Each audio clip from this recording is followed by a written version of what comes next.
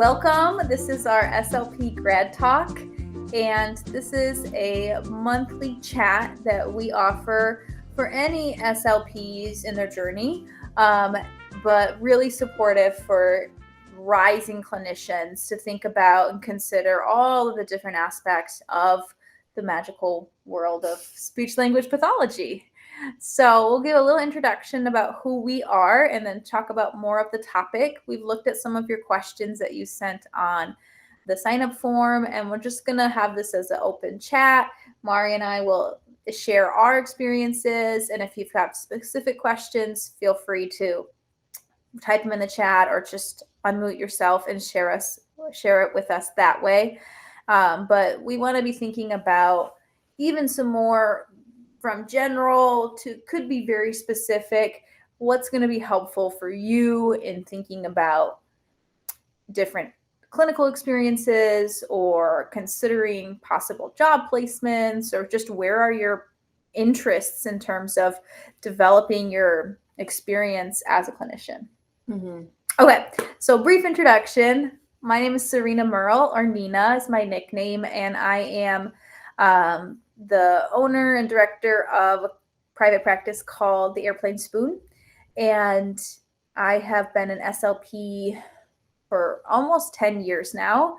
I've been in the field for probably over 15 years and did a lot of volunteer and just clinical support and work before going back to grad school.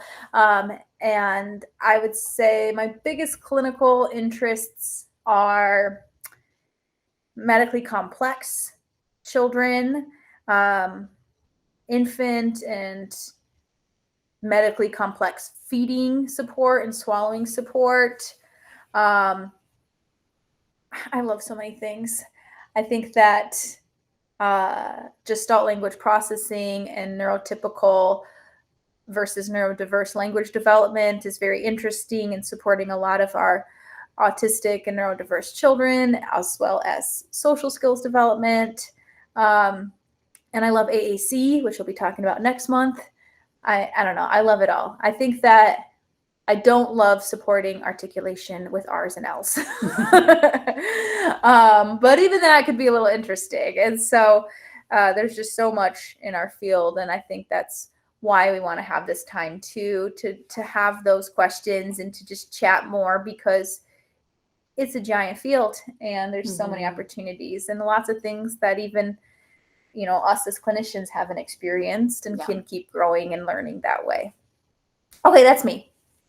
Okay, hi, I'm Mariko. I go by Mari. I'm a speech therapist here at the Airplane Spoon. I've worked here since November of last year, so coming up on like 8-9 months-ish. I'm originally from Southern California, but I went to grad school at San Francisco State, so I've been kind of back and forth, but now I'm up here back in the Bay Area. I graduated from SF State in 2022. I did most of my internships in like a school kind of based, but I also got some clinic and also preschool experience during my CF, which we can talk more about kind of CF things if anybody has specific questions about that. The areas that I'm really interested in are early language. I also have my AAC certificate from SF State, so I love AAC. I support a lot of our children with AAC, just kind of other modalities of speaking and communicating.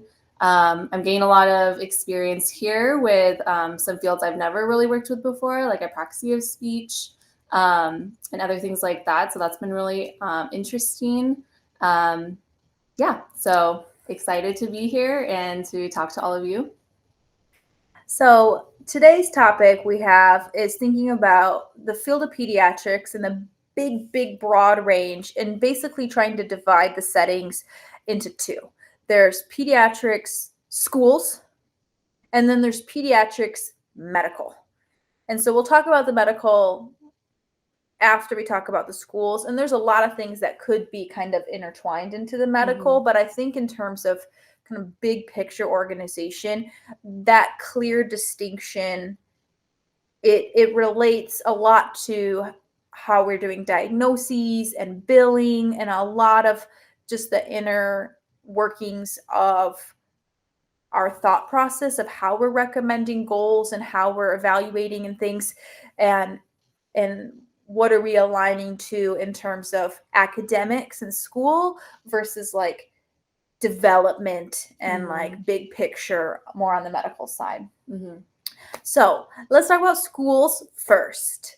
A lot of graduate students might have a school placement, and there's lots of different options with school placement. So if we can think about like first, Mari, like all the different settings that could be different within the schools, jobs, what comes to mind? Well, I had only school placements in my grad school experience. So there's just different levels of like high school, if you're doing middle school, elementary school. I did all of them, all of the above. And there's also difference between like push-in services and also pull-out services. So I kind of saw the gamut of kind of traditional school-based services, ones where we would pull children out of class and kind of have individual therapy. Other ones where we were like pushing into a class and having more of like a group session or working with several children at once. So that was kind of my experience with kind of just the school model of what it looks like and what children you serve. Most of the kind of services I was helping with during my internship or learning about was group services, just because you're serving so many children. It's a good point. I would think that that's definitely like the model and the approach that we can talk about more. But it kind of tends to lean that way. Yeah, for sure. My experience with schools was very different from Mari's, because when you're thinking about schools, there's general education, and then there's special education. And so general education would be just the regular classes, like we're going to think about first grade, second grade, 7th grade, 11th grade, 12th grade, moving through the academic curriculum per the state and national standards. And so some children might not have any learning differences or deficits or cognitive disorders that affects their ability to keep up with the curriculum. They might have like a speech sound disorder, articulation. Maybe they don't know how to say their S's, but they're still on par with like the 3rd grade curriculum. And so that would be a general ed student in the general ed classroom that's receiving the special education speech services. Most typically in speech, I would say it's pull out. You're taking them out of the classroom for that time period to work on what are their goals. The other side, which is where I've had the experience, is the special education side, where there's special education only classrooms. There's different ways that these are considered. This might be like, sometimes they call them SDCs, which is special day class. That they're moving away from that terminology. Sometimes they call them SAI, which is specialized academic instruction classrooms, but pretty much it's just all special needs children because they have learning delay deficit disorder, that they're not able to keep up with what's the curriculum of their grade level. And so that's a special education teacher that's in the classroom, and all the other kids in the classroom would be special ed kids. And that can be really modified. You could have like, a 4th grader that might be working on letters or addition or something. And there's no rule of you're going to progress in terms of development of what they're working on, but you can kind of take it out of the grade or the age expectancies based off of their level. And so my experience with schools has been mostly in the special needs only classrooms. And that varies from state to state in terms of how that looks. And I know Annie, who's here, could talk about that because she was a teacher and she provided special education support services in New York, and that would look very different from here in California. Every state's going to look very differently. But in California, special education services are leveled. And so there's mild to moderate, and that the only level is mild to moderate, moderate severe, and then medically fragile. And these classroom can be, I mean, if you think about that in terms of like a parent side, you know, the moderate can go either way because you got mild to moderate or moderate to severe. And how are we determining this? In what kind of needs and supports they have. But then they're going to have aides or classroom assistants that might be helping them one-on-one or maybe even small group, like 2 or 3-on-1. Yeah. And they'll be working on their goals. A lot of times it's easier, I would say, to do push-in services in the special education classrooms. Right. All the preschool programs, no, I take that back. There are the special education only preschool programs. And then sometimes there's like the state preschool programs, like Early Start, Head Start, that have kids that have IEP minutes. And you can do either push in or pull out, but those are more typically developing children. Right. But because all of those children are receiving different types of like goals and academics and supports, you might see multiple therapists that are working in the classroom or doing it together, which is really cool. Co-treating.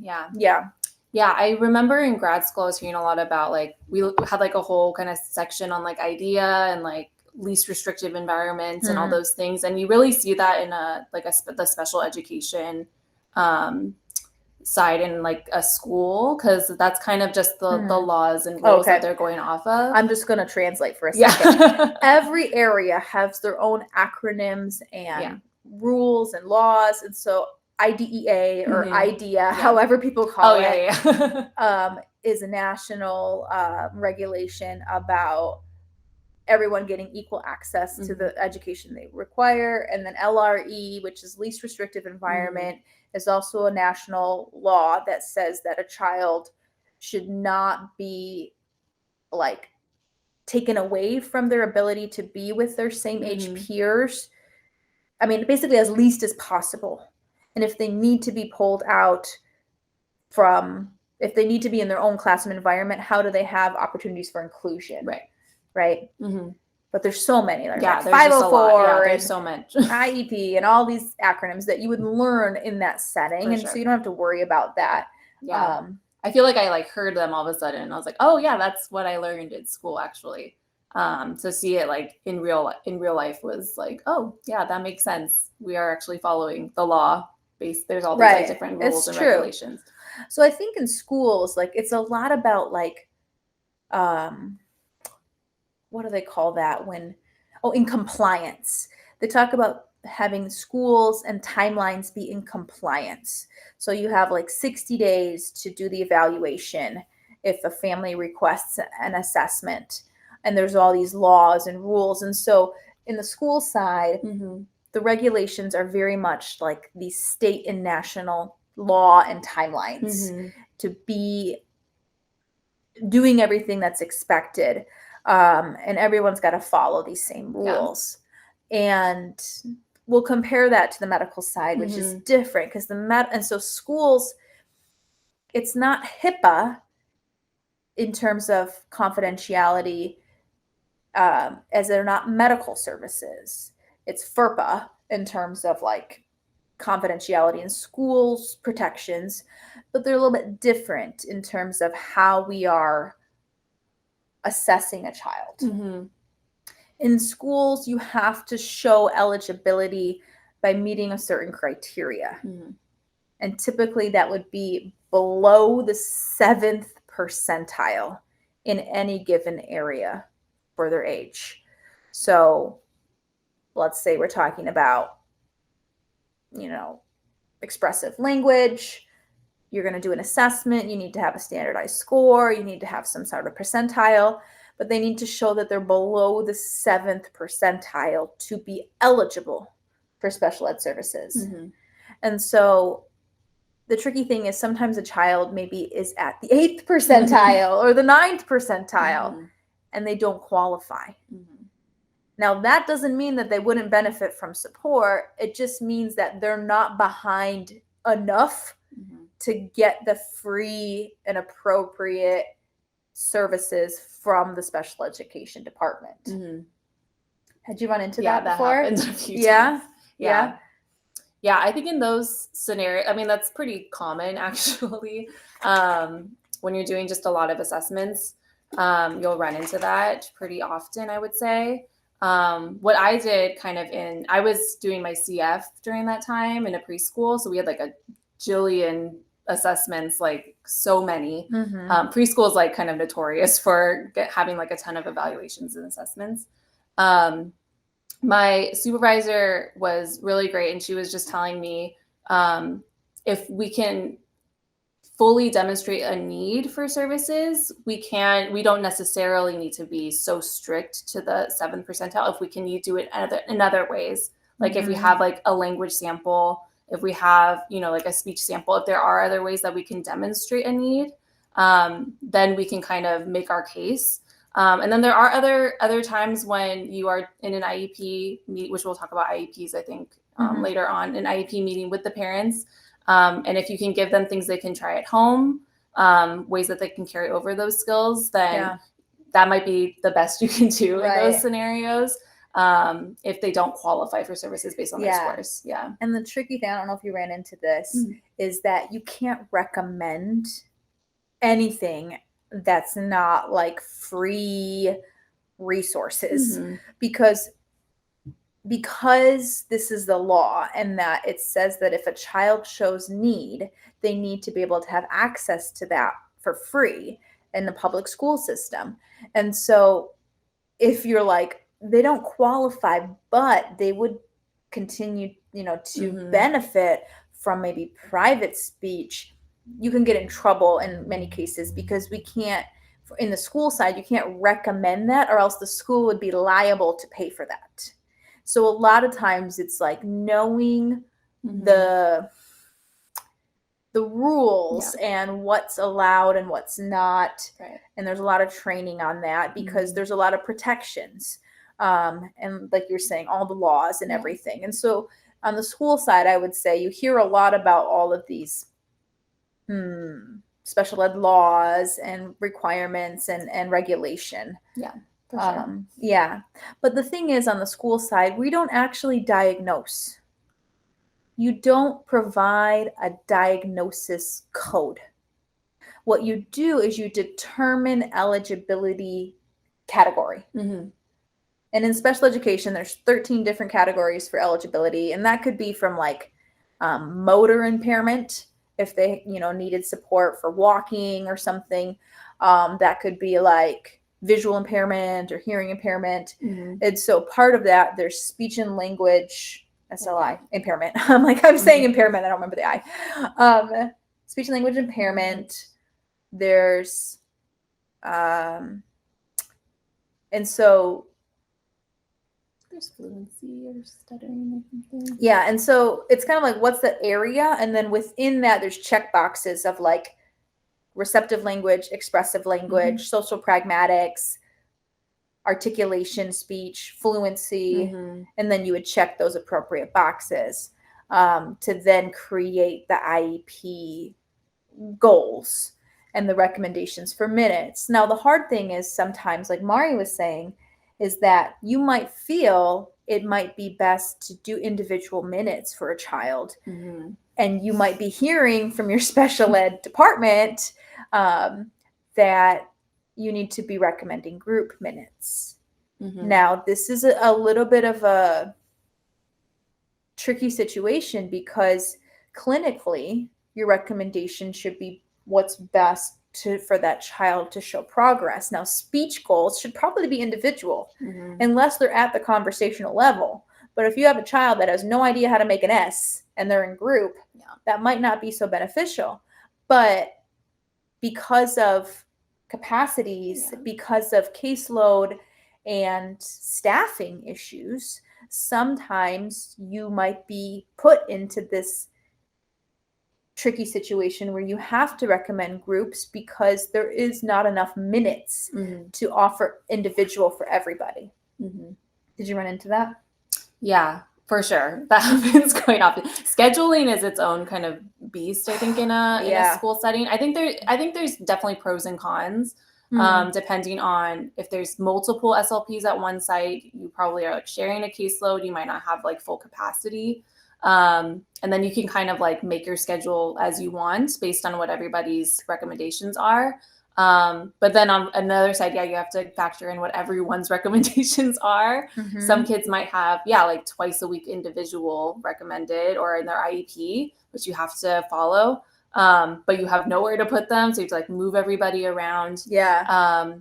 It's or quite, like gen ed students versus special ed students have their own challenges. Because if you're collaborating with the general ed teacher, you got to know, like, you don't want to be pulling them out if it's library time or if it's PE time, because those are specials. So you can't pull them out at that time. You got to move them. Maybe you're going to pull them out during reading time, math. Like, you have to pick because they're not going to be in class during that time.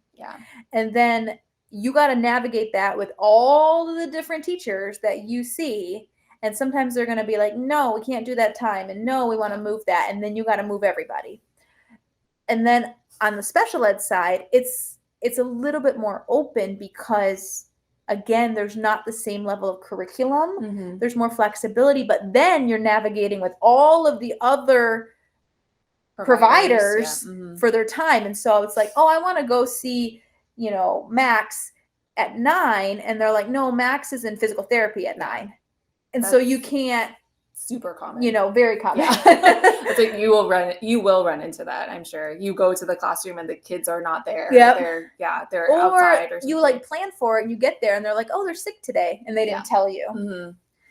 That definitely happens. Yeah, that will happen for sure. So I think there's freedom in terms of organizing. You can kind of move people around, but that could be a lot in terms of like figuring it out. Oh yeah. And then maybe having to move people around if you have IEP meetings, which kind of take precedence over everything else. What was I going to say? Yeah. Oh, and the other one I talk about is like case management. In schools, every child that has an IEP has a case manager who's in charge of their documents, who's in charge of making sure that everything's kind of input into the system on time, that they're communicating with the parents directly. And so on the special education side, when the child's in a special ed classroom, that's going to be the special ed teacher 9 times out of 10, or maybe 99 times out of 100, right? It's the special ed teacher. And then we are just an additional service provider on their IEP. So we don't have necessarily all that paperwork and everything to do. But on the gen ed side, usually there are a lot of times there's a lot of speech only kids. That these are the kids that are in the 3rd and 5th grade, 7th grade classrooms that have a speech error. And so they need speech services, but they don't get anything else. And so the speech therapist is the case manager. So now you're having to do all that IEP documentation. You have to reach out to the families. You got to make sure the timelines are set.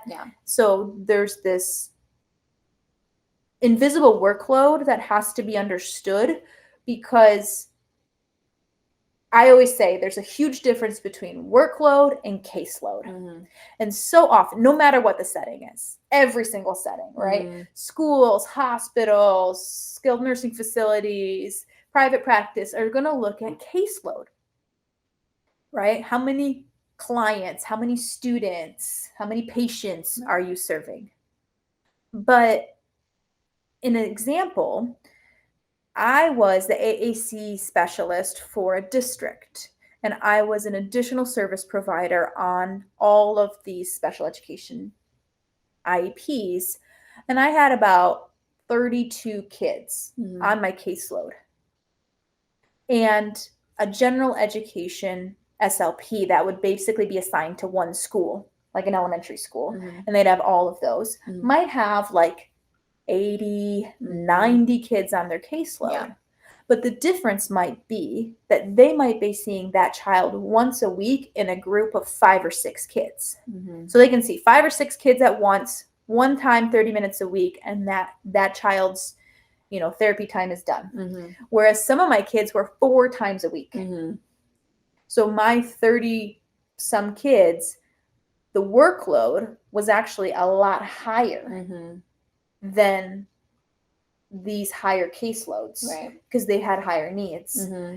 And so that's tricky in terms of managing and discussing that with the special ed department, Mm-hmm. advocating for your time. Mm-hmm. I think that in the schools, a lot of times speech is taken for granted. Mm-hmm. Like, teachers would just be like, hey, can you come do an observation? Hey, can you come see this kid? Yeah. Hey, can you do this? And like expecting us to move our schedules all around. Yeah, for sure.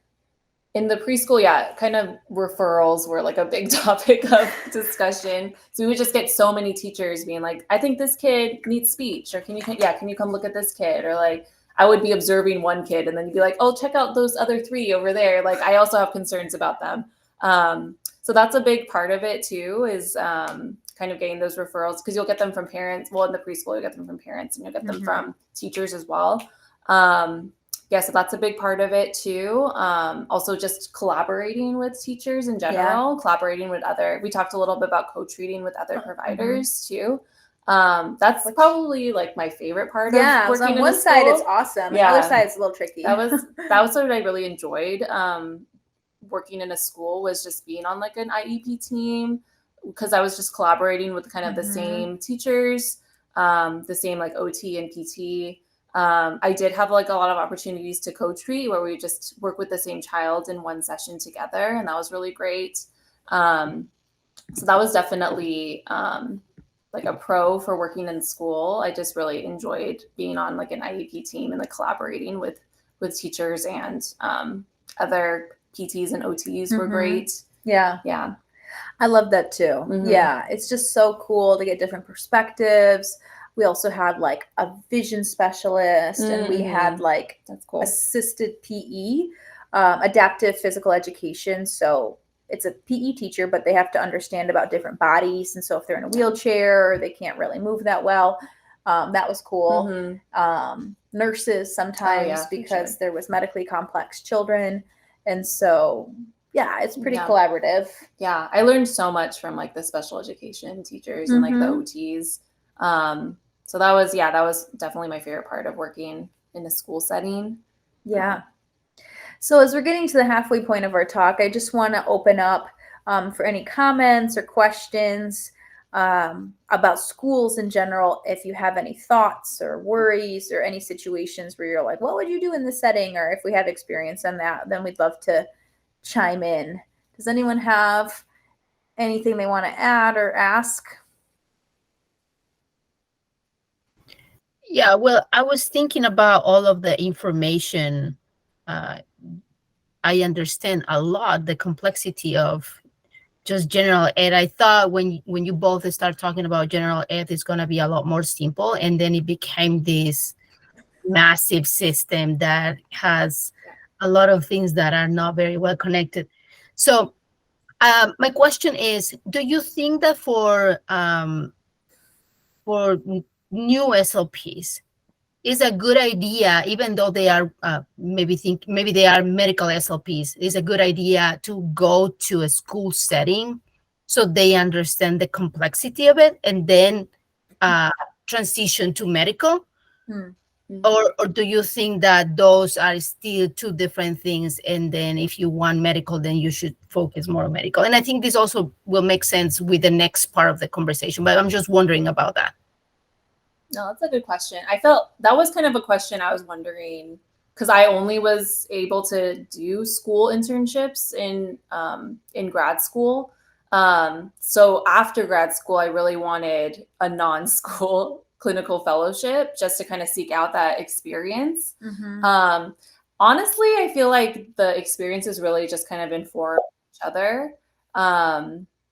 So it's not like necessarily like I lost certain skills or I didn't get certain skills in a school. I will say schools are just very specific, even just like individual schools. Like we talked about, like all the rules and regulations, you're not really following those in any other setting besides a school.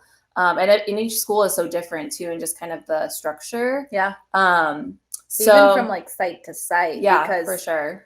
you know, I had the opportunity to be across 8 different schools in Yeah. a district, and each one was a little bit different. Oh, for sure. Yeah. Yeah. So I think if you have any like desire to ever work in a school, I think it's great to get any experience. But I think in terms of also just having like a really big caseload, you're seeing like a ton of different kids with a lot of different things. I feel like I got a ton of experience with just a lot of different things. I did like an AAC internship, so that was with more like kind of more complex communicators too. So I felt like I got a good range of kids I was working with. So that was great. I mean, any kind of setting I felt like really benefited me in my setting right now too. I'm like taking a lot of those things that I learned. But I don't know. I've thought about that a lot actually. I would say from the opposite side. So I had a unique experience because I did not have a school placement in grad school. Oh, wow. I did not. And I was in a med track. So I went to University of Washington, and they had core SLP track, which was more for school. And they had med SLP track. And it was funny because on the core side, there was maybe only 1 or 2 people in the program that were interested in adults. Yeah. And everybody else was interested in peds. Yeah. And they were thinking about schools. And on the med side, everybody was interested in adults. And I was on the med side, and I was interested in pediatrics. And so, and I was interested in medical pediatrics. And I was like, I don't want schools. I don't want schools. That was my basically like, I want to be in med because I don't want to be placed in a school. And I have to say, I used to have almost a superiority complex that medical SLP is more impressive or just superior in some way to school SLPs. And I don't believe that any longer. And having worked in a school, I have such great appreciation and respect for all of our school SLPs and anybody in the special education department, because it is extremely complex and it is varied. And it's not a complete picture. The school side is like, you have to focus on academics. And sometimes that kind of loses. So Chris, for example, in schools, most of the time they say feeding and swallowing is not academically relevant. So you can't do any goals related to feeding and swallowing. So if you had a really high interest in supporting and working in dysphagia and feeding, schools probably wouldn't be a really great setting because you're not going to be able to work on that at all. No, that's a good point. But if you're like, I'm not sure, I want to get a big range, you're going to get a wide range of different types of children and backgrounds and families and teachers and experiences. And so it's very varied. And I think the big thing, wherever you are, it doesn't matter if you're in a hospital or school or anywhere, is feeling supported and validated. You could have a gigantic caseload and no support wherever you're at. And I think while that could be, it happens in many school settings, it happens everywhere, having that voice and having that ability to try to advocate, to say, hey, I need help. I can't do all of this. I can't. The thing is, you can't deny students. If there's more and more students that need services, then the school has to provide services, but they're going to have to need to hire if you're just way beyond capacity. So it's the advocacy piece. I think that's relevant in many settings. But I think that there's a lot of people that work in schools and they love it. Yeah. And they could never see themselves in a medical setting. Vice versa. I think there's a lot of people in medical settings that could never see themselves in a school settings. Sure. And I think there are people that could be interested or well-versed in both. Yeah. Thank you. That was not a straight answer. Roundabout. Which explains how complex it is, being an SLP. And like you're saying, both are incredibly challenging, but at the same time, both are also incredibly fulfilling, because you are providing services to people or to students who wanted to get better at something, right? And then it's complex. So we have 2 questions, one from Priscilla. Do you recommend taking gap years before going into grad school? I'll speak to that since I had gap years. Yeah. I mean, did you go straight through? This is like, I feel like we both had like careers before this too. So that's also a different perspective, but go ahead. Yeah, that's tricky. I would say that if you're feeling, Priscilla, that you want some life experience time before going to grad school, that's only going to benefit you. For sure. It really is. And the reason why I say this, and I had to talk to myself and help myself believe this, because I was in a unique situation in grad school where I didn't come directly from some sort of schooling. So I did my undergraduate in communication sciences and disorders. And I knew I wanted to be a speech therapist, but I did not go to grad school right away. I actually got a co-teaching certificate, and I was teaching abroad. And I was doing volunteer work, and I was doing a lot of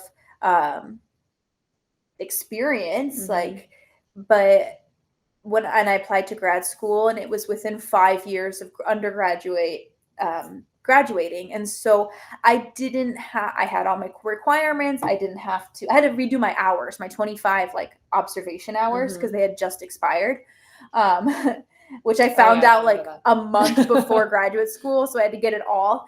But I had all the requirements. And so I had been out of school for 5 years before going back to school, and I hadn't been a student. I've been teaching on the other side of the desk. And so I felt rusty. I felt like, oh, okay, I got to be a student again. But then I kept telling myself, they chose me, they wanted me here, and what I'm bringing is valuable. I was working abroad, and I was teaching, and I was volunteering for Operation Smile for cleft lip and palate repairs. And then I was doing research at a bilingual language lab at San Diego State. And so I'm like, this is all, I've stayed relevant in the field. And even if you don't, Priscilla, you want to do a gap year and go be a barista at a coffee house for a year? Cool. What experience is that going to give you, and how can you use that in terms of your applications to show and highlight that you are more of a well-rounded package, and that they want you there because you have this different perspective. That's what I would say. Yeah. Let's go to the second question. So, Mari, what advice do you have for collaborating with teachers in school settings? Do you have more experience in that area? I feel like I've been very fortunate to have pretty great teachers I've collabed with, but I feel like I've heard some not so great stories too. But I think overall, it's just kind of collaborating with any kind of coworkers or people. You're not always going to get along, or you're not always going to be asking them to do things that they are able to do or want to do. So I think in terms of what I think went a long way with the settings I was in was introducing myself first, just to get to know them. I feel like a lot of times we kind of go in and be like, these are the kids I need to see. This is the times they have, where I think we just want to be going up to them as people and colleagues and giving the respect, and just knowing that it's just a mutual thing. We're just trying to serve our children as best as we can. They're doing, and a lot of teachers have been there for a long time. I think a lot, most of the teachers I was collabing with have been there for 20, 30 years, right? So they're tenured. They're so much more experienced than me working with kids. So I think even approaching it in a way of what can I learn from them, or what can they kind of advice can they give me, I think was great. And then I feel like when you kind of open yourself up to oh, hey, I'm I'm here to learn from you. I'm here to collaborate with you. I feel like that's just a better approach. Because I think especially early on in your career, you're I just really need to get this done. I really need to see these kids. I really need to do this. I have to do this. Which is understandable. You do, especially in a school, there's deadlines and there's timelines you have to meet things in. But I think just approaching in a way that is respectful, and also just ways that you can just be open, I think, is like probably my best advice. But do you have any other advice? That was beautiful. Great. Beautiful. Thank you. Yeah, that's gonna be our quote now, right? So Yeah. wherever we go, like, what can I learn from you? And that's true. Like teachers, they have so much knowledge, and we learn so much from them. All right. So do you girls want to continue with the? Yeah, let's switch over to the medical side Okay. for pediatrics. And I think in just big picture, what would we say are just the medical settings is pretty much everything else that's not schools. So that could be early intervention, which most early intervention is going to be home-based. And it's mostly going to be birth to 3. It could be birth to 4 in some states, even birth to 5 in some states. But they're qualifying for services very little, and you're working directly with the parents. And a lot of times it is either in preschools or in the homes. Hospitals. So that could be everything. That could be NICU for little babies. That could be inpatient for kids. Most of the time, inpatient for kids is going to be majority feeding and swallowing. Very little like cognitive. That's probably going to be more for TBI, brain injury and trauma. You might do some cognitive screening and assessment, but that might be more in very specialized like trauma centers. And then there's outpatient hospitals where they could have just like a speech therapy department associated with the hospital. For example, here in Menlo Park, we have Stanford that's really close by, and Stanford has a children's hospital. And so there's a speech therapy department at Stanford, and they have outpatient speech services, which just look like speech and language services. It just goes through the hospital, and that might be very limited in like how long they're able to serve. Or there could be specialty centers like an autism center or a Down syndrome center or hospitals. Private practice. Private practice is going to be, it's considered outpatient. They're considered medical services.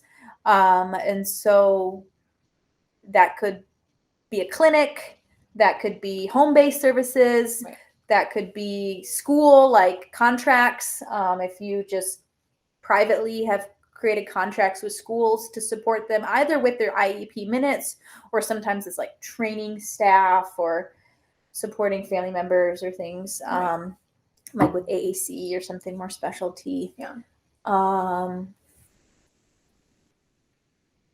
We already have a question. I'm not sure if it is. Okay. But Priscilla is asking, she's saying, I'm hoping to be a PET outpatient SLP. Would you say that there is a lot of radiology in outpatient, or is there more in acute care? Also, what is an easier job to get outpatient or acute care? It really depends on a lot of things. I would say hospital. It could depend. Some hospitals, they have like rules that like it's OT for babies until 1, and then it's speech for all feeding and like swallow studies after 1. I worked at a hospital like that. It could be that there could be OT supporting with swallow studies. And it depends. There definitely is a lot of outpatient swallow studies. A lot of families that we support, I might recommend a swallow study. I might go to the hospital with them during a swallow study. And so we might need to see that, but it's definitely, they might have outpatient swallow studies, but inpatient, it's going to be a lot of it. Little babies, NICU, or if a child's inpatient, for like maybe different diagnoses, like we have like kidney failure or cancer or something that's going to change their systems, then we might need to do inpatient swallow studies through radiology, Priscilla. The tricky thing around this is like a lot of times it has to do with your with the openings and availability. I think that in terms of retention, there's a lot of what's that word? Like there's Yeah, what is What is that word? We're turnover? Turnover. There we go. There's a lot of turnover maybe in the school settings, whereas hospital jobs people tend to hold on to those longer. Yeah. They're not as many hospital jobs, especially like NICU jobs. There might be only like 1 or 2 therapists, and they might stay there for a long time. And so sometimes it's kind of like where you can find a job. Now, I went to grad school in Seattle, and Seattle's a huge medical community, and there's lots of hospitals there. There was no possible way I could have got a CF placement in a hospital. They just don't take CFs because they can be selective. They have so many applicants that they want seasoned clinicians that that are applying for them to hire. So I couldn't go into hospitals right away, and I went into early intervention. And so easier to get a job is probably outpatient will be easier to get a job. Outpatient clinic, private practice is going to be a lot easier than a hospital setting. Yeah. Well, for my experience, I was only given school placements. A lot of my classmates were, even those that were interested in a hospital placement or a medical placement. So my advice for you, if you want a medical job, possibly in the future, I would really advocate to get a hospital internship. Some of my classmates were like finding internships on their own. If you want to do any like trainings or anything like that, that just makes you a more attractive candidate because if you have no experience in grad school, it's going to be much harder. I had classmates that were really interested in the medical side of SLP, but this just didn't have any, weren't able to. It was also COVID. It was like a weird time too. So a lot of hospitals weren't accepting interns. Now it might be a little different. So that would just be my advice if you're interested in a medical career or just any kind of thing like that, to just be advocating for that during grad school, just to get that experience like on your resume. Because I was interested in like hospitals, possibly not super. I'm glad. I mean, I'm glad where I'm at right now. I think I'm where I'm supposed to be, but it would have been nice just to kind of get that experience too. So as much as you can, like try to get a medical placement if you feel like you have any interest in medical SLP. Yeah, and even being a little flexible, like maybe even going out of state, which is what I did in my placement, because if I were to stay into the Seattle area, I wouldn't have been able to pick my full-time placement, which is like the last part of graduate school. You have a full-time placement. And if I stayed, I would have just been assigned where I would be, and I didn't have any control over that. But I decided I'm going to look, and I sought out, and I was able to have a NICU Children's Hospital that's internship as a graduate student, but I went out of state. I went to Oregon. And so I just, I transplanted myself just for that time and rented a room and everything to have that placement. And that gave me just that more edge and experience for sure, because I had that and I sought it out. And so it just depends on what you're looking for and then what you're kind of willing to do to get that. Yeah, definitely. Yeah. It seems like maybe the next talk could be around advocacy and also how to find jobs. And I'm thinking, well, volunteering will be also one of those very important steps, right? To get into the field. That we have some volunteers now with us. And I think that gives them also that edge of, hey, I've been doing this. I know how to do all of these things. We have another similar question from Cynthia, and it's, I was wondering how common or how difficult it will be to find a CF position for a preschool SLP, or would you recommend, if I am interested in that age group, that I go into early intervention for my CF? That's a great question. I don't think it's hard to find a CF position for a preschool. For a preschool SLP. Well, I was a preschool SLP CF. There you go. I found it through a contract agency, which again, talking about like finding jobs too, that's another route to go. Yeah. I know people that just get directly hired by a district. So it really depends. I was covering someone's maternity leave basically to finish out the last half of my CF. And that job was not hard to find. No. So I don't know. Yeah, I think it just kind of depends. What about traveling SLP? That's also another. area that's a whole area too. It's contracts. Yeah. In terms of like early intervention versus preschool, as we kind of talked about a little earlier, like preschool, I was working at like a public preschool. So again, kind of falling into like all those like rules and regulations. It's a lot of assessments. As a preschool SLP, I think that's kind of the most assessments you'll see probably as a public school. Yeah. SLP. I mean, yeah, if you like testing Yeah. and if you're interested in it, you could definitely, some preschools have like evaluators only. Yeah, you only Yeah. do evaluations because there's just so many. Yeah. But the thing is early intervention is actually the precursor to IEPs. Mhm. So in early intervention, children get what's called an IFSP. It's instead of an individualized education plan, which is IEP, it's an individualized family service plan. And they're it's nice because they're a lot more naturalistic goals, because you could just be like potty training. Sure, that could be a goal. Great. Toothbrushing, like that could be a goal because it's very functional and family focused. And it is a precursor.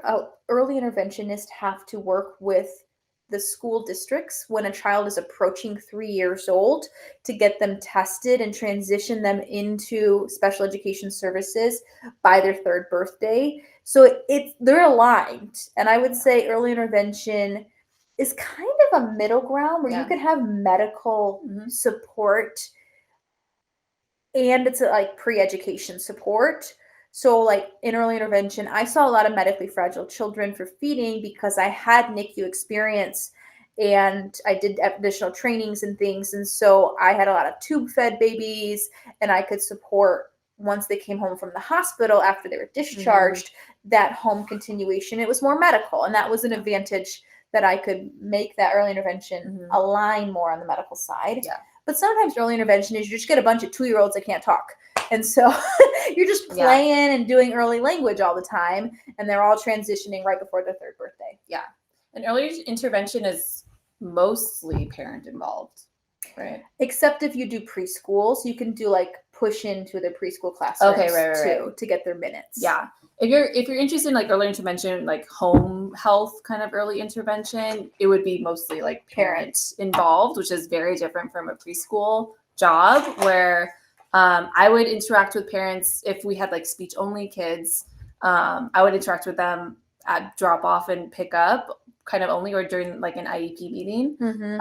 There's way less parents interaction and training. I did as much as I could, but it's pretty limited because you've seen so many kids. We're actually going to talk about that, I think, in December. We're going to do a whole like parent collaboration talk. It's our grad talk, because the settings are actually going to determine a lot of the availability. Naturally, that's part of it. Doesn't mean that you can't reach out. Doesn't mean that you can't make an effort to try to create a connection with parents. But early intervention, it's like they're there. Yeah, you're doing it with the parent. Yeah, a lot of it's like mostly with the parent a lot of the times. So I would recommend like reaching out or trying to do observation at both and see what resonates to you more, Cynthia.